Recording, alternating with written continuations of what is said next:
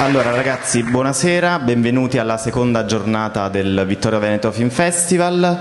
Come sapete le giornate sono strutturate con la mattina la visione dei film e il pomeriggio per voi che siete quelli più grandi gli incontri con gli esperti del mondo della cinematografia.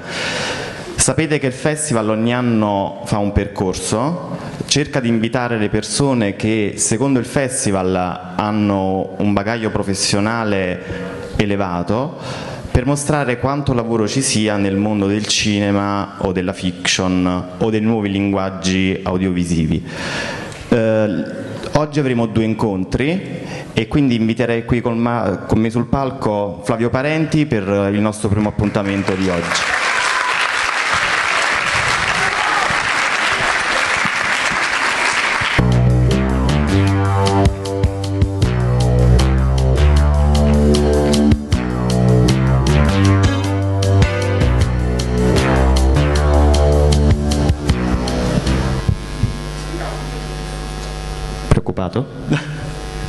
Allora, innanzitutto grazie per aver accettato l'invito del festival a partecipare a questa 4ª edizione. Prego. So che sei molto impegnato in questo periodo, quindi per noi è importante che tu abbia ricavato un po' di spazio per essere qui. Come abbiamo detto ieri con i primi incontri, il nostro obiettivo è quello di mostrare ai ragazzi la professionalità che c'è nel mondo del cinema, sia davanti la macchina da presa che dietro. La prima domanda che vorrei farti è: come è nata la passione in te per il cinema e la recitazione?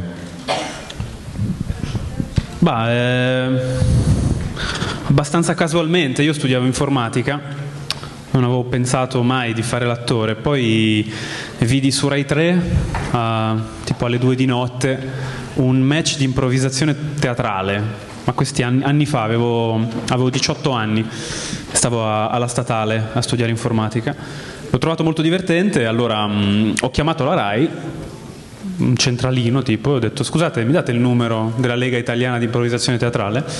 Mi hanno dato il numero, ho chiamato, c'era una sede a Milano, io stavo a Milano, e gli ho detto: ma fate dei corsi? Loro mi hanno detto: sì, facciamo dei corsi, 2 ore alla settimana.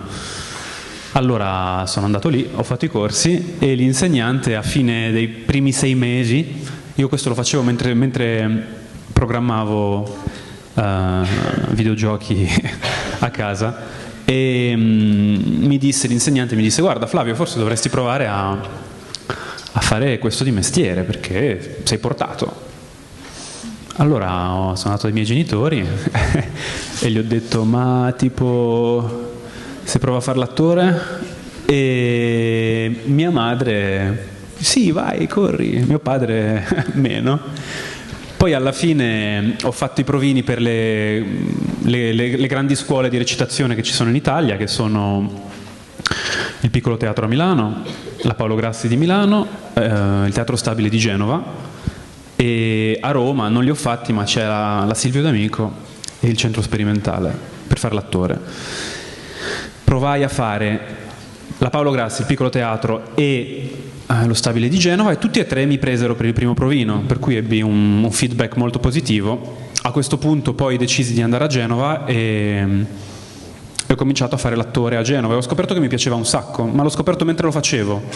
Non è una cosa che da piccolo volevo fare l'attore, da piccolo volevo fare il costruttore di robot, poi il direttore d'orchestra, cioè altre cose proprio. E invece poi ho trovato proprio il piacere di farlo.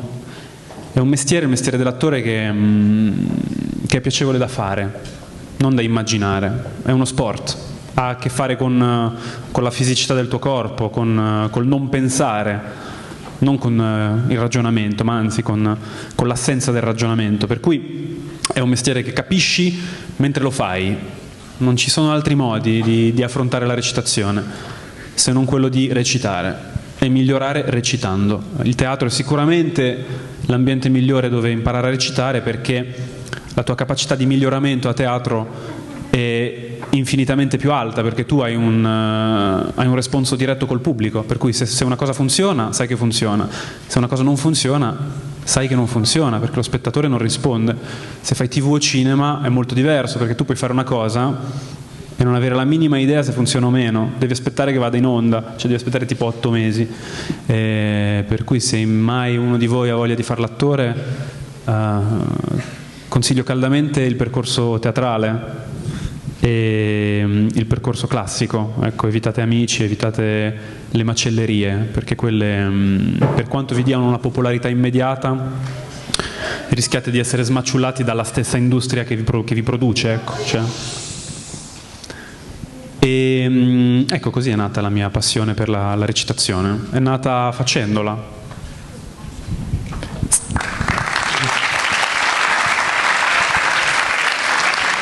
Senti, prima davanti ad un caffè ti ho detto un po' in anteprima quello che pensavo di te, no? Cioè nel senso che hai fatto sempre un percorso qualitativo alto nelle tue scelte recitative. Vogliamo spiegare un attimo ai ragazzi come funziona per voi attori la scelta di un copione nel momento in cui venite contattati certo. dalla proposta? Dunque funziona così: all'inizio dovete prendere tutto perché non avete nessuna scelta se volete pagare l'affitto. È un mestiere difficile, ipercompetitivo, come me ce ne sono altri 1000 e come voi ce ne sono altri 1000. Per cui dovete aspettarvi, nel mestiere dell'arte in generale, un'enorme difficoltà per emergere, enorme, perché è un mestiere che attrae molte persone. Adesso sto entrando in una fase del mestiere per il quale mi arrivano i copioni e devo sceglierli, ma non sempre è stato così. Io ho avuto anche molta fortuna, nel senso che ho attratto delle persone che facevano delle cose di qualità. Credo che ci siano un po' di regole nel mestiere del lavoro, dell'attore in generale, dell'artista. Una delle prime regole che mi sono dato, l'ho inventata io, però è abbastanza a fuoco: ciò che fate rispecchierà ciò che farete. Se fate una fiction, probabilmente le proposte di lavoro successive saranno delle fiction. Se fate un film, le proposte di lavoro successive avranno a che fare con i film. Se fate delle pubblicità, i prossimi lavori saranno delle pubblicità. Per cui le prime scelte sono molto importanti, perché disegneranno il percorso che voi intraprenderete, a meno di casi, come dire, di incontri fortuiti con registi che si innamorano di voi e che decidono, come dire, a scatola vuota di farvi fare qualche cosa.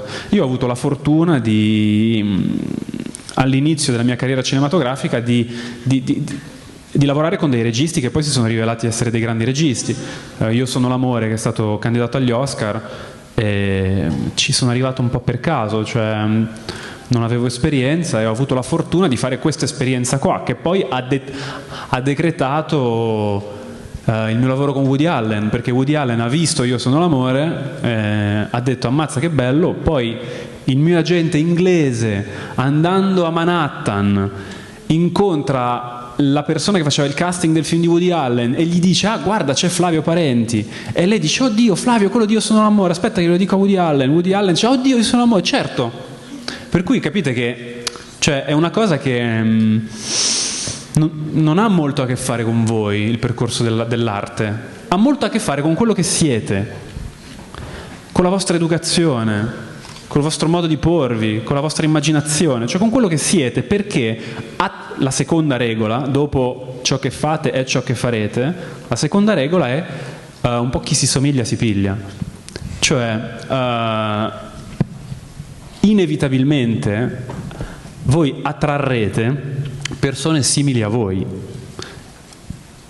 Se voi avete una visione qualitativa dell'arte, per cui basata sui contenuti, sull'estetica e non sull'immediato successo, allora attrarrete altre persone come voi. Questo non è detto che poi abbiate successo o meno, attenzione, non è detto. Però dovete aspettarvi di fare ciò per il quale, tra virgolette, siete fatti. C'è qualche cosa di molto naturale anche in questo.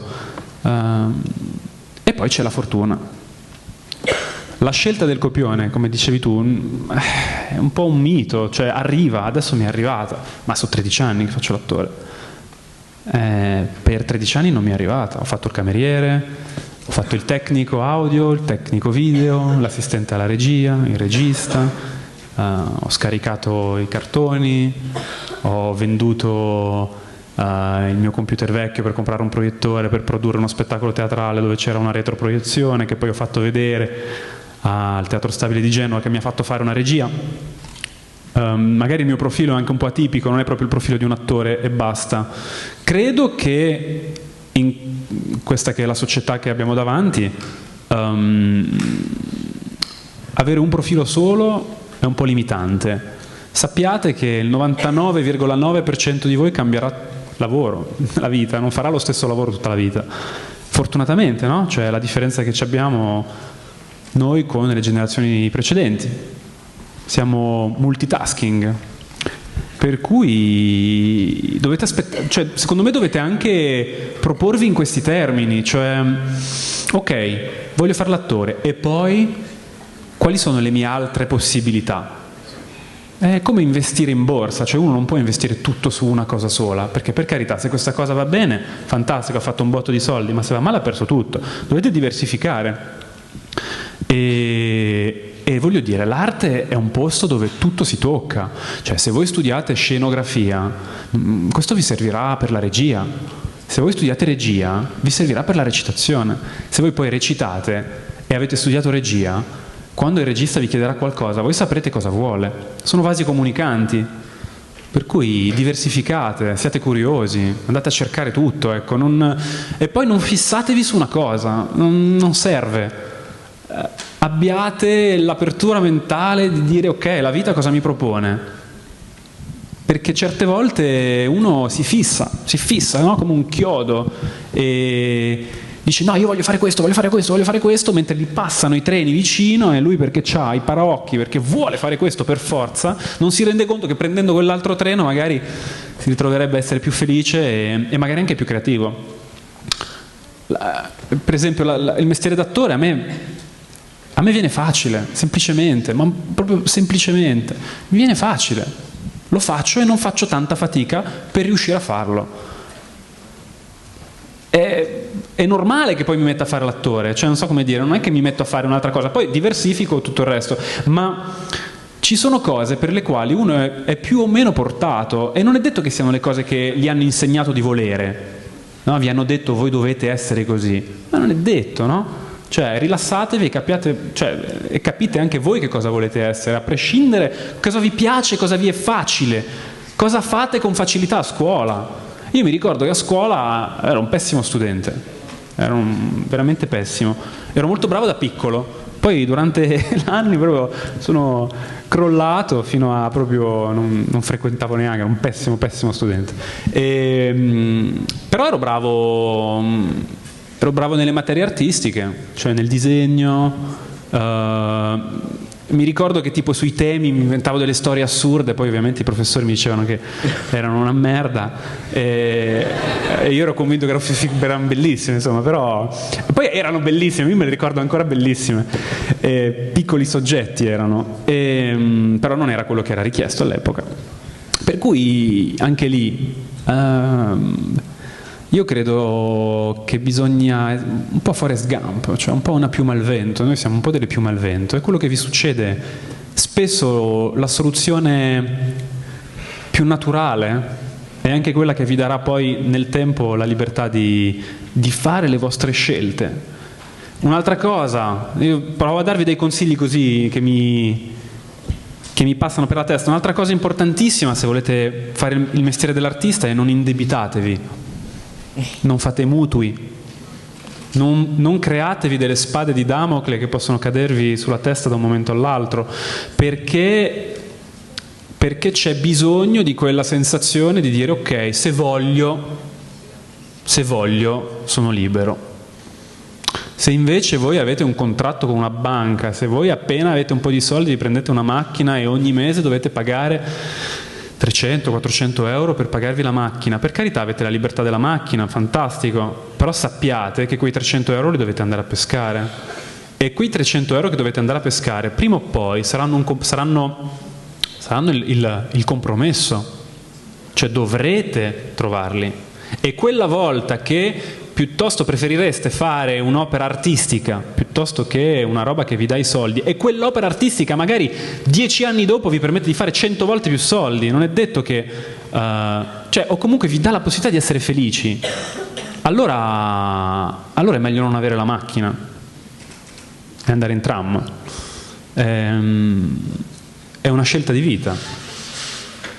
Però per ora, per me almeno, io non posseggo una macchina, io non ho una macchina, non ho un mutuo e provo a vivere il più leggero possibile e a risparmiare in modo tale da avere quella sicurezza economica per la quale, se non lavoro per 7 mesi di fila, me la cavo lo stesso. Per cui vivere al di sotto dei propri mezzi, in modo tale da poter avere quel piccolo bacino economico che vi dà la possibilità di non fare niente e di aspettare, oppure di fare quella roba che avete sempre voluto fare perché avete messo da parte dei soldi.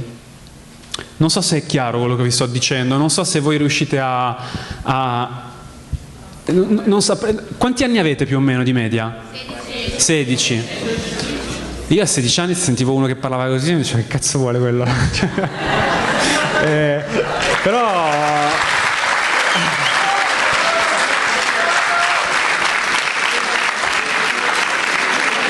Però magari qualcosa vi rimane, quando avete 23 anni vi ricordate di quello che vi ho detto in questa sala, ecco.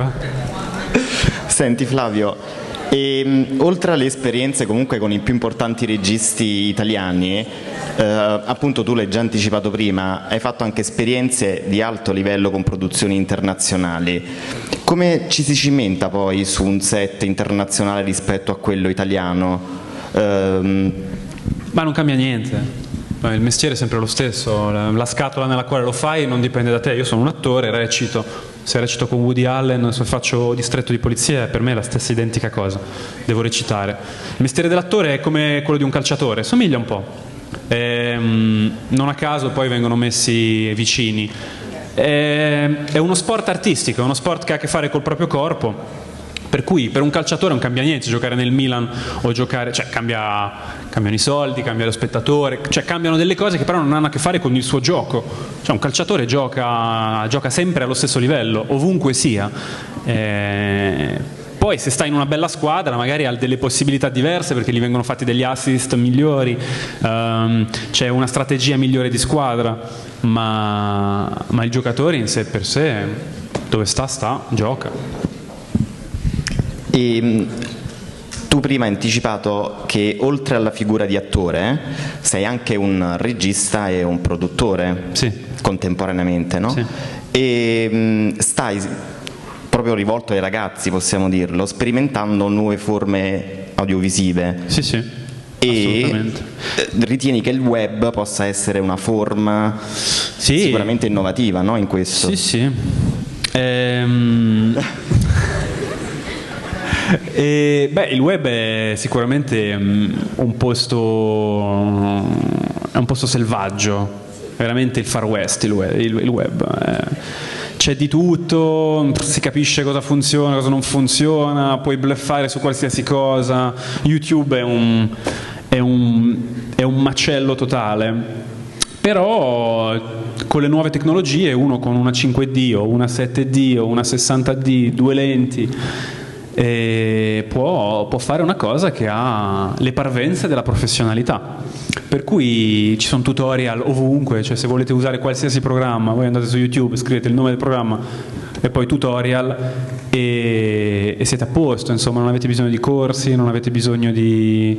potete essere, cioè è il mondo dell'autodidatta professionale YouTube. Esiste una professionalità da autodidatta e credo che sia quella la grande rivoluzione che ha portato YouTube, per cui chiunque, se ha un'idea, la può realizzare. È molto potente questa cosa.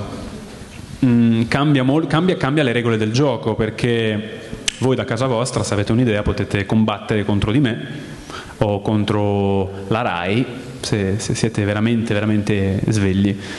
Questo è entusiasmante. Allo stesso tempo, come voi, come me, ce ne sono altri 100 milioni, no 10.000, 100 milioni, cioè è veramente un'esplosione di creatività.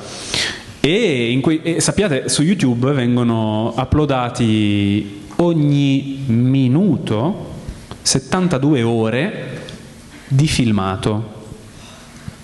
Ogni minuto 72 ore di filmato. Ovviamente il 90% sono dei gattini, l'altro 5% sono dei bambini e poi il resto è roba creativa, ma insomma sappiate, è estremamente difficile. La cosa più difficile su YouTube è far sapere che ci sei, perché avete a che fare con una specie di tsunami di roba che continua a entrare dentro a YouTube, per cui emergere su YouTube è di una difficoltà disarmante. Adesso, per esempio, non so se avete visto, io ho fatto una serie interattiva dove potete scegliere il protagonista, puoi cambiare protagonista durante la serie. Ho fatto un po' di test, ho fatto un film a puntate. Adesso lunedì, ho fatto uscire i primi 3 episodi di Sogno Farfalle Quantiche, che è un film in animazione 2D, 3D, un po' cartone animato film lisergico, un'allucinazione completa. E adesso produco un videogioco. Sì, figata, sì, un bel applauso. Perché io sono un videogiocatore incallito e perché sinceramente è tempo di fare un po' di videogiochi, ecco. Ci credo molto. Adesso esce, non so se chi di voi gioca ai videogiochi? Dai, evviva. Non so se chi di voi conosce l'Oculus Rift. Tu? Nessuno di voi lo conosce? Ai. L'Oculus Rift, io ve lo dico cos'è, è un casco di realtà virtuale che costa $300 e che esce a fine 2014. Adesso stanno distribuendo i kit per sviluppatori. Sostanzialmente voi vi mettete questo casco e potete guardare in quel mondo, e se spostate la testa la spostate in quel mondo. È una roba fuori di testa, un'immersione incredibile. Su YouTube e tu mi sembra che lo hai già prenotato, no? Sì, mi dovrebbe arrivare. Scherzi, come faccio a non prenderlo? No, vabbè, ma la scusa è che mi serve per fare un videogioco, poi alla fine ci gioco io. Però quello io credo sia il passo successivo. C'è qualcuno di voi che gioca in 3D per caso? Che ha provato a giocare in 3D su... Tu? 3D Vision usi? Cosa usi? 3D Vision? Spacca, vero? Ecco, immagina il Rift cosa farà, cioè, perché il Rift è così, però è in 3D dentro, è stereoscopico.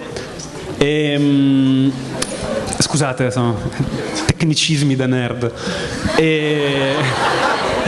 Però, ecco, cioè io voglio sviluppare un gioco così. Questo è il mio prossimo progetto. Oltre a... vi do un'anticipazione, però è televisiva, non sono videogiochi. Mi hanno proposto di fare una fiction che si chiama Medico in Famiglia. Allora sarò il nuovo medico di Medico in Famiglia. Dai!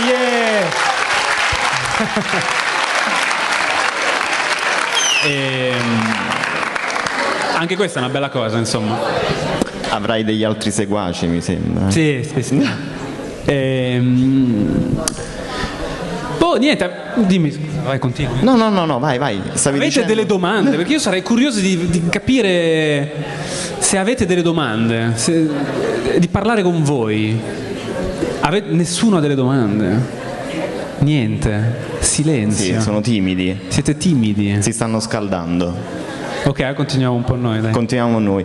Senti, e questa web serie che tu hai creato, vuoi parlarci un attimino come l'hai sviluppata? Sì.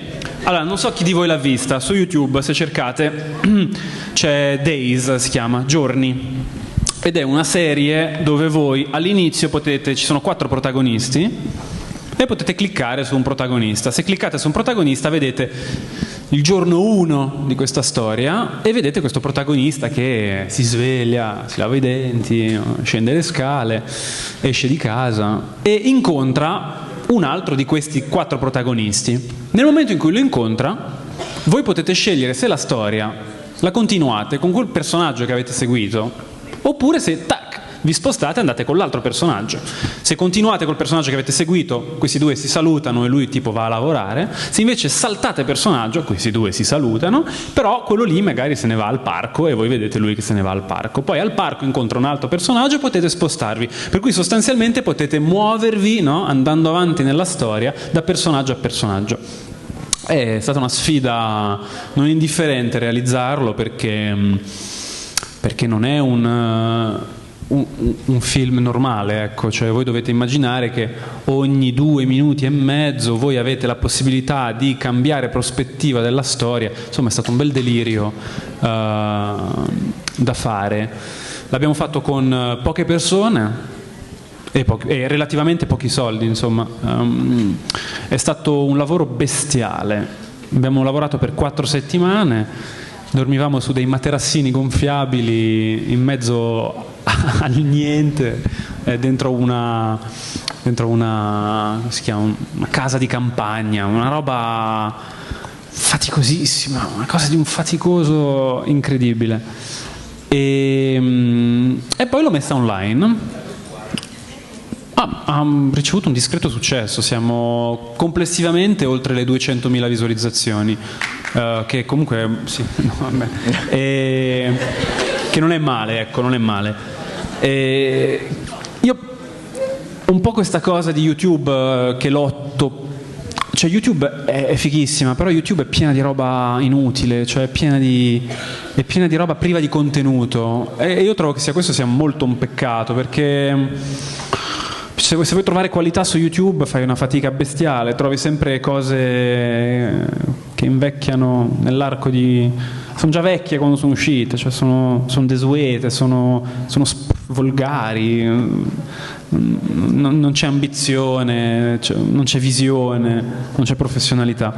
Allora un po' la mia missione con questa, che poi è una trilogia, sono tre opere narrative che saranno sempre disponibili e gratuiti su YouTube, è anche quello di dare a voi la possibilità di vedere che cos'è un progetto professionale messo su una piattaforma libera, e ogni progetto voi potete vedere dietro le quinte, potete vedere come l'abbiamo realizzato, cosa abbiamo utilizzato, che tipo di lenti, che tipo di obiettivi o di macchine, cioè insomma, se siete curiosi riguardo alla realizzazione di un film, sicuramente potete vedere sia l'aspetto pre-produttivo che poi la realizzazione stessa. Senti, quindi poi lo spettatore guardando questa webserie diventa un po' anche sceneggiatore, cioè nel senso che la storia la crea... Sì, non modifichi la storia, modifichi il punto di vista, che secondo me è più interessante. Cioè la stessa cosa avviene, cioè tu sai che seguendo il personaggio A, per dire, e magari nella prima visione hai seguito il personaggio B, mentre segui il personaggio A dall'inizio, sai che il personaggio B sta facendo questa cosa. Cioè la storia agisce su ciò che sulla tua memoria, su quello che hai già visto di quella storia. È un po' difficile da spiegare. Però facciamo una prova. Tu stasera torni a Roma, Sì. Vediamo se domani mi mandi un messaggino quante persone hanno aumentato le visualizzazioni di questa io vi webserie. conto adesso. No, però andateci, è gratuito, cioè volevo dire, fatevi un salto, se non vi piace nessuno vi obbliga, però è un progetto. Come? Purtroppo no, ma questo è un problema di YouTube. YouTube non permette l'annotazione sui device mobili, per cui non puoi cliccare sui video sui device mobili ancora. È un peccato, perché perdiamo i tablet e i mobile, però appena questa cosa verrà abilitata da YouTube sarà disponibile sui mobile, per ora soltanto col computer.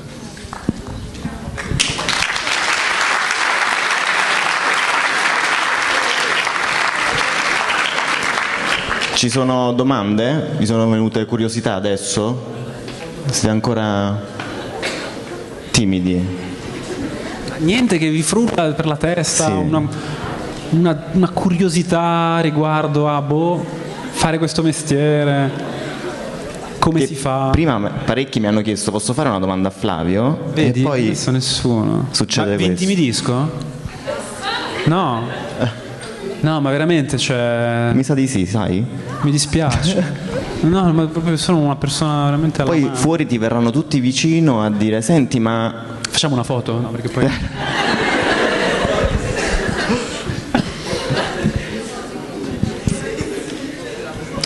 senti, e facciamo un'altra domanda. Prossimamente, dov'è che possiamo ancora rivederti? Quali sono gli appuntamenti? Dunque, dovrebbe uscire una fiction di Pupi Avati, sono 6 puntate che uscirà su Rai 1 a settembre o ottobre. È una storia d'amore tra Michaela Ramazzotti, l'attrice Michaela Ramazzotti, e me, che comincia nel 1948 e finisce nel 2010 e ci vede invecchiare poco a poco mentre vedete la storia d'Italia. È molto bello, io ho visto il primo episodio, è veramente molto bello, molto, molto emozionante. Poi ho fatto una commedia romantica con Cristiana Capotondi che uscirà sempre in TV, credo dopo, dicembre, dove faccio un principe che lei deve sposare. Ritorna, no, questa sì, cosa? beh, ormai, sì, Il principe sono azzurro. stato battezzato principe. E poi Medico, che dovrebbe andare in onda, credo, appunto, tra un anno più o meno. E per il resto, dove mi potete vedere? Farò delle... Se vi interessa, se alcuni di voi sono tecnici, cioè vi piacciono l'aspetto tecnico del cinema, della realizzazione, After Effects, insomma, se siete dei smanettoni, farò... Sempre lui. No, farò delle live tecniche su YouTube, per cui adesso mi sto organizzando per fare almeno 2 live. Non so se conoscete le live su YouTube. Sì. Cioè potete vedere in diretta io che parlo e potete fare le domande in chat e io rispondo, dove parlerò un po' di tecniche, però se avete l'occasione è meglio qui, perché è in diretta, è più veloce che lo streaming. E per il resto io a 16 anni giocavo ai videogiochi, basta, solo questo.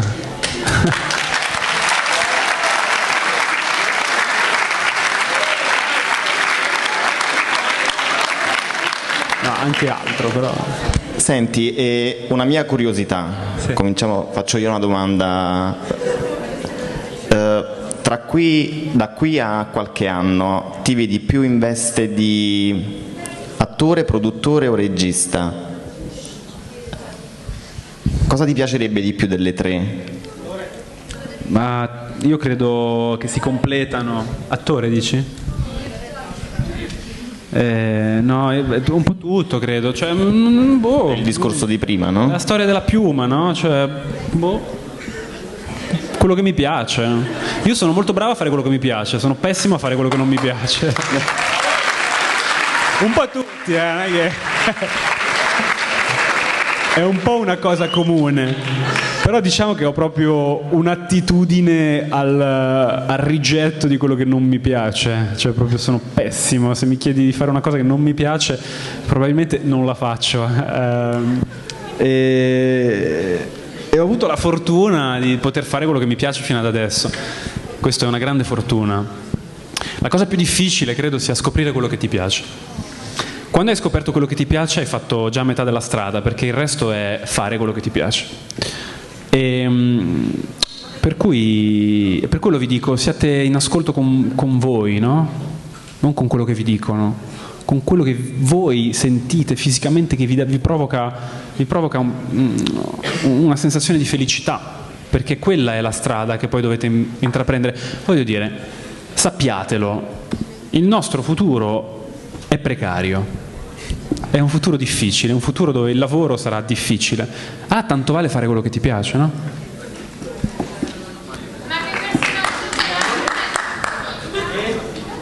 Il nuovo medico.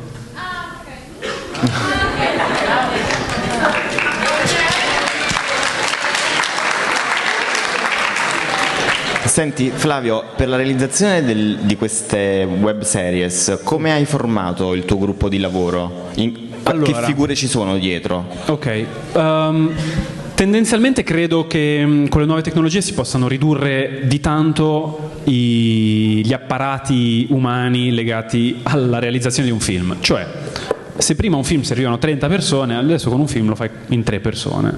Basta scegliere bene il materiale e capire bene, insomma, essere degli smanettoni, riuscire ad abbassare i costi facendo voi cose che magari prima bisognava chiedere a qualcuno di fare.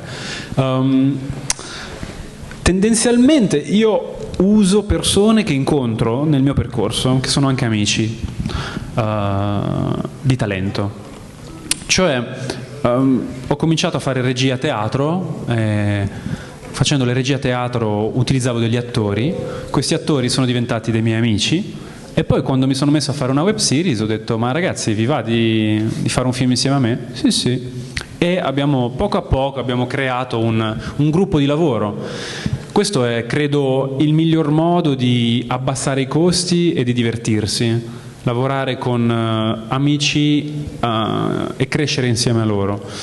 Un gruppo ti dà tanta forza, per cui mi sono sempre portato dietro un gruppo di persone che in un modo o nell'altro mi hanno aiutato a realizzare cose che sennò era impossibile realizzare, perché se avessi dovuto imbastire una cosa tradizionale, un modo di lavoro tradizionale per le mie serie, non ce l'avrei fatta, il costo sarebbe stato troppo alto. E allora bisogna poco a poco nel vostro percorso, quando incontrate una persona che brilla, una persona che è una stella, che fa luce da sé, ecco, quella è una persona con cui è bello sviluppare poi un rapporto di lavoro, perché vi farà crescere anche a voi. Una collaborazione, no? E tentare di andare avanti insieme. Io credo che sia inevitabile. Adesso non so quanti di voi siete ancora molto giovani, per cui tutti voi vivete ancora a casa dei vostri genitori, però quando poi passerete alla fase coinquilinaggio selvaggio, che è quella universitaria, lì si fanno delle conoscenze molto interessanti, perché nel coinquilinaggio esiste questa condivisione forzata che vi permette poi di vivere con queste persone, di conoscerle e di scoprire che poi alla fine sono delle persone molto interessanti con le quali lavorare. Io ho avuto la fortuna di studiare in collegio, per cui questa cosa della condivisione l'ho affrontata quando avevo 13 anni più o meno. A 16 anni ero in collegio proprio. Però sì, cioè crescete insieme a un gruppo, non mollate mai i vostri amici, perché, a parte perché sono degli amici e gli amici non si mollano, però perché sono anche una risorsa stupenda per lavorare, gli amici. Si lavora molto bene in amicizia, bisogna stare attenti, bisogna fare le cose bene, perché sennò si rischia di rovinare un'amicizia, però non c'è, soprattutto nell'arte, non c'è miglior modo all'inizio di cominciare se non con degli amici. Un po' è anche la tematica dei miei film, l'amicizia. Io credo molto nell'amicizia, credo che sia il legame più forte che esista, perché è un legame dove non c'è uno scambio, non c'è un do ut des, non c'è ti do questo, tu mi dai questo, no, è solo amicizia e basta. Per cui è qualcosa di molto alto, molto puro e molto, molto bello se lo coltivate. Wow.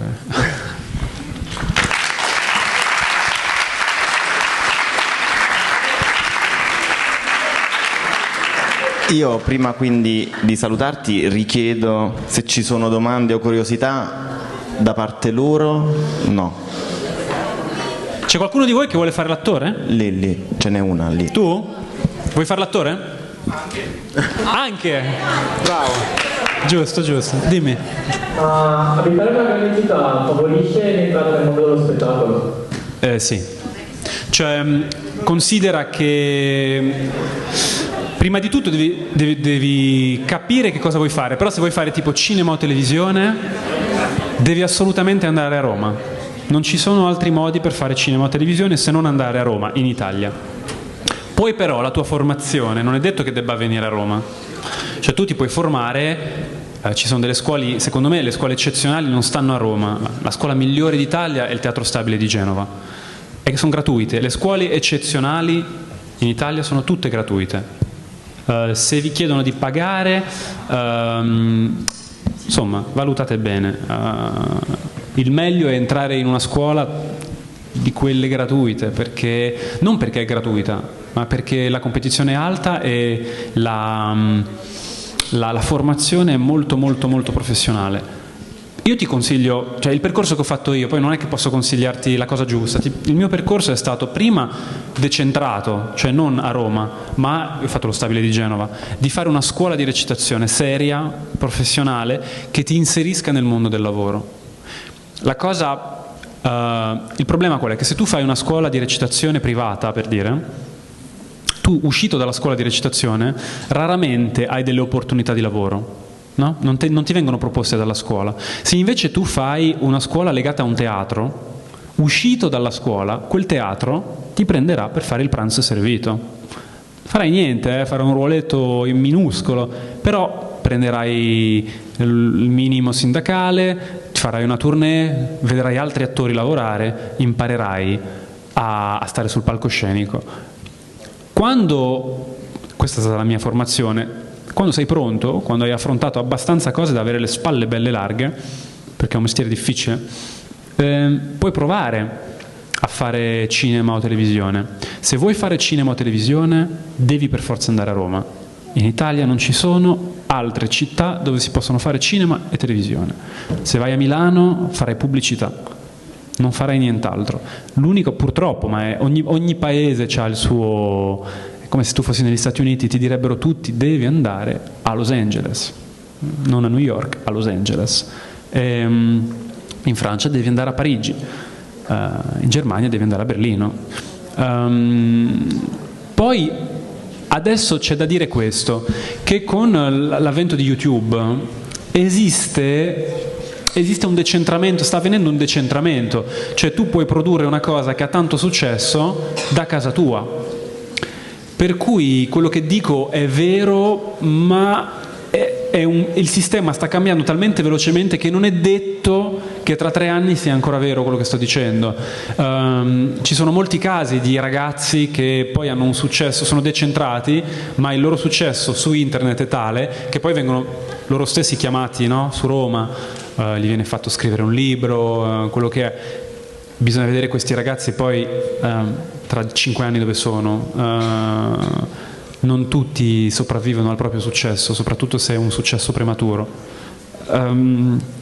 Ecco, questo è importante per chiunque di voi vuole fare l'attore o il regista o lo scrittore o qualunque cosa che ha a che fare col successo del popolare.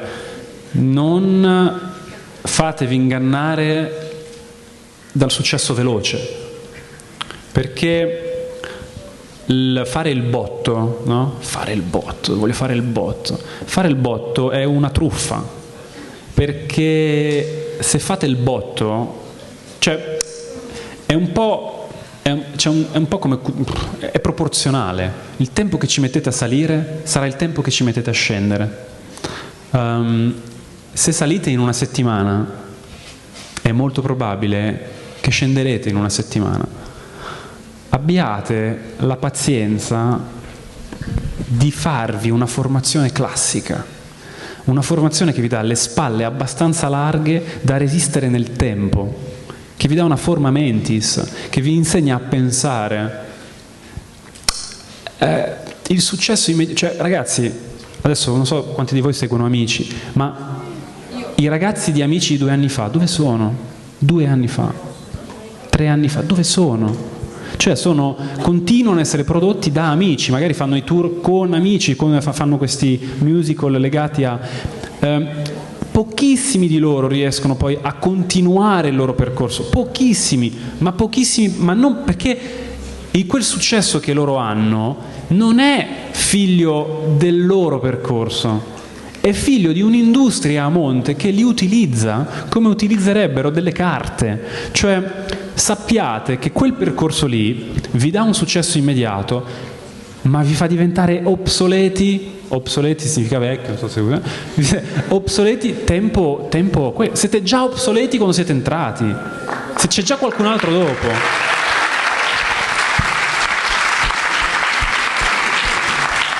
Abbiate la forza di aspettare, di crescere lentamente. Una torta buona ci mette tanto tempo a crescere, cioè nel senso e poi vi ritroverete a un'età giusta ad affrontare un ruolo e avere le spalle abbastanza solide da far sì che quel ruolo lì venga bene. Perché il problema qual è? Che se voi avete successo velocemente, salite velocemente e poi vi viene offerto qualche cosa di molto grosso, ma cioè se voi non avete fatto il percorso reale per arrivare a quel ruolo, poi non avrete le capacità tecniche per affrontare quel ruolo e vi prenderete le mazzate in faccia, e quel ruolo tutti vi aspetteranno al varco, perché tutti vi aspettano al varco, e voi non avrete la forza per fare quel ruolo, e proprio qua, nelle gengive, e andate giù, cioè sappiatelo.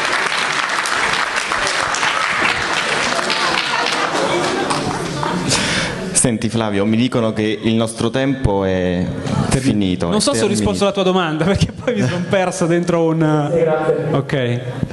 Io volevo ringraziarti perché non ti conoscevo personalmente, ma posso dirtelo qui davanti a tutti, mi avevano sempre parlato molto bene di te, di una persona disponibile, gentile nei modi e nell'animo, e credo che in questa conversazione tu abbia regalato ai ragazzi non solo dei consigli preziosi, no? Ma credo che sia stato per loro anche un esempio da seguire da qui in avanti. Grazie davvero.